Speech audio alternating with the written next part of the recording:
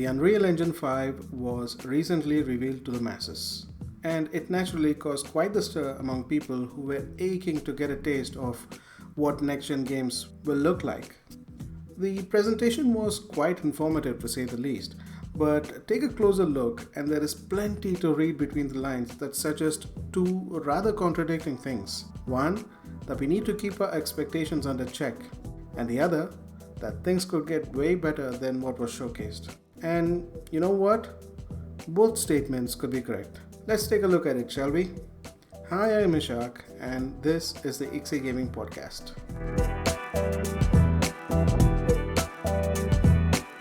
Lo and behold, the giant cat is out of the bag. Unreal Engine 5 was shown in all of its glory in a recent digital event. All the tease from Jeff Keighley prior to the event did not disappoint, as the show did manage to turn heads from all around the industry.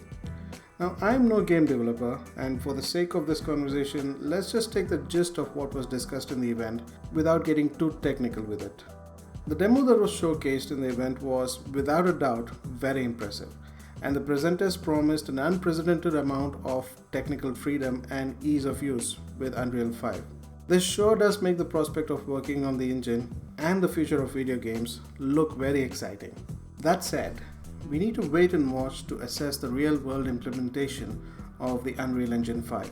A developer friend of mine expressed that the whole idea of being able to make games with little to no loss in quality of assets and delivering movie-quality visuals in games while maintaining a smooth frame rate is both extremely exciting and terrifying at the same time.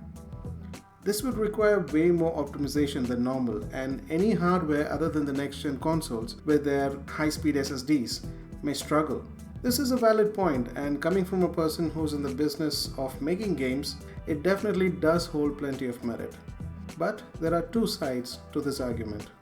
The first one favors the above statement, as the sheer visual fidelity showcased in the demo was something that has not been seen yet in the current console generation. Not even on PCs. What was shown in the event clearly leveraged the benefits of the extra horsepower and the SSD on the PS5 on which the demo was run. This is reassuring if you look at it from the next-gen side of things. But although Epic has expressed that their new engine will be compatible with the PS4 and Xbox One, one would highly doubt if this kind of quality and frame rate can be achieved with these now 7-year-old consoles. This could mean that there could be more performance bottlenecks than before in these machines. And that is not even mentioning PCs. As great as PC gaming is at the moment, SSDs are way too pricey to have a sizable adoption rate. And even if it can be argued that they will be the norm in due time, it could still be years away to get there. So how Unreal Engine 5 will accommodate its functionalities on older hardware is yet to be seen. And that is the skeptical side of this argument. The other side is simply the fact that this is the next Unreal Engine. Ever since the brand's inception, Unreal Engine has set standards in the industry and is the preferred platform for a huge share of developers that do not have an in-house game engine. This also makes Unreal Engine more familiar with developers than any other engine out there. Well, maybe save for Unity, of course. The point is, whatever bells and whistles the new engine comes with has to sit well with the development community.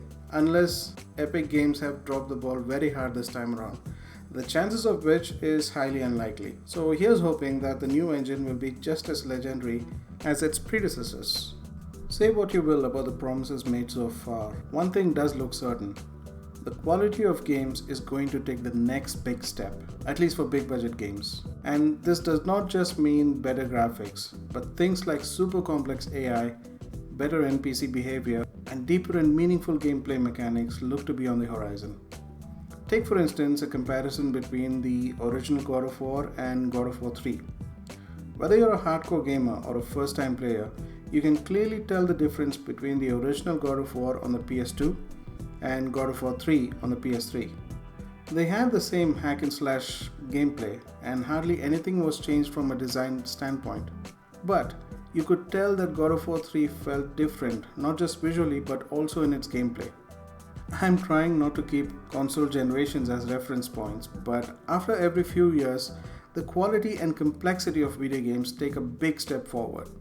Whether it's due to technological innovation or creative innovation, or a combination of both? Now, some might argue that this is largely a gradual process and games do not stagnate in quality and then suddenly get better. That is true, but that is also not the point here. When we look back at the catalog of great games, some of them can clearly be labeled as a product of their time, and yet their sequels are far more complex and technologically sound. At this point, I need to take a moment and explain that we are discussing solely about the complexity and innovation in video games. The undesirable byproducts of time like microtransactions and unfinished releases are topics for a different day. So, getting back to big steps forward, what I feel is happening now is the shift similar to what we saw from the original Assassin's Creed to something like Assassin's Creed Black Flag or Unity. Okay, Unity may not be the best example, but you get where I'm going with it. While this shift in quality can naturally be expected out of big budget game studios, indie developers can also leverage from the Unreal Engine 5.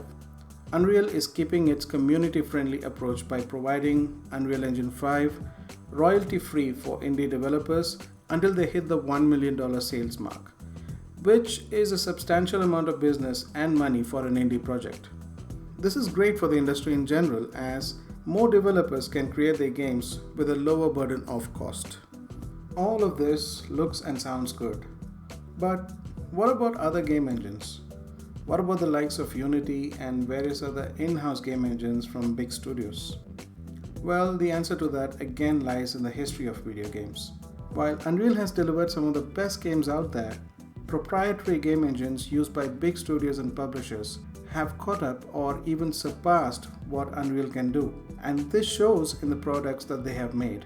So, it is only a matter of time that similar tools and features are implemented in those in-house engines. Especially now when we are at the cusp of an upgrade in console hardware, we can expect all companies to upgrade their tools to stay ahead of the curve. And this is where the notion of the industry moving forward comes from. This may not be visible from the very first PlayStation 5 or Xbox Series X game, but it will get there in a couple of years' time. I still remember being blown away by the graphical upgrade from the PlayStation 2 to the PlayStation 3.